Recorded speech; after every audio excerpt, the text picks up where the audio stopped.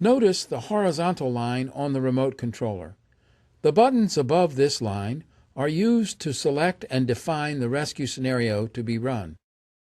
The buttons below this line are used to control the scenario once it begins to run. Always begin setting up a rescue scenario by pushing once on the big button in the center.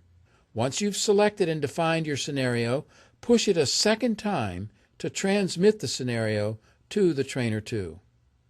This button is called the View Enter button because the first time you push it, you can view the current scenario defined at the remote controller.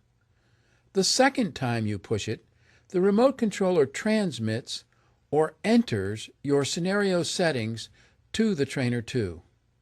You can be sure the scenario has been transmitted to the Trainer2 if it responds by flashing the red indicator light once.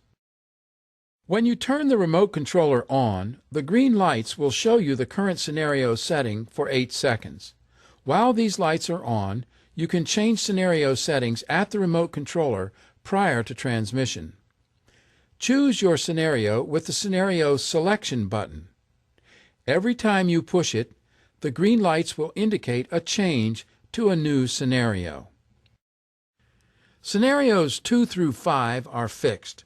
The paired icons next to each light indicate what the first and second heart analysis in each scenario will be. Scenario 2 will call for a shock on both the first and second analysis.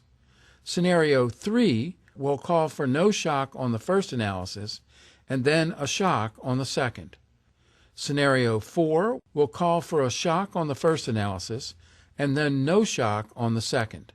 Scenario 5 will call for no shock on both the first and the second analysis. The first scenario is not fixed but manual, which means you can call for a shock or no shock as you proceed through the rescue. The CPR metronome button to the right of the View Enter button determines whether CPR metronome beeping and prompting will be on if the light is lit or off if the light is not lit. The CPR metronome should be turned on whenever you are training with CPR D-pads.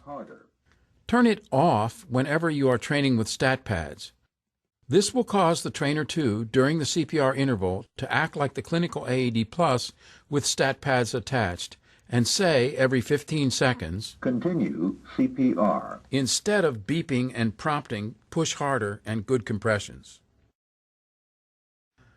Now suppose you want to run a scenario that presents a successful rescue using CPR D-pads in which the first heart analysis advises a shock and the second one calls for no shock because the victim has been resuscitated. Shock delivered. Start CPR.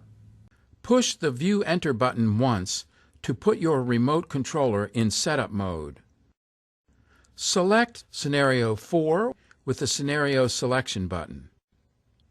Push the CPR metronome button once to turn on the CPR metronome used by the CPR D-pads. The scenario is now set up, but in the remote controller only. Point the remote controller at the Trainer2 and push the View Enter button a second time to transmit the scenario to it. The red status indicator light will flash once to indicate that the new scenario has been communicated to and accepted by the Trainer2. This completes the scenario setup. Your Trainer2 will continue following this scenario until you transmit another one to it using a remote controller. Even if you turn the unit off and change batteries, when you turn it back on, it will follow this same scenario.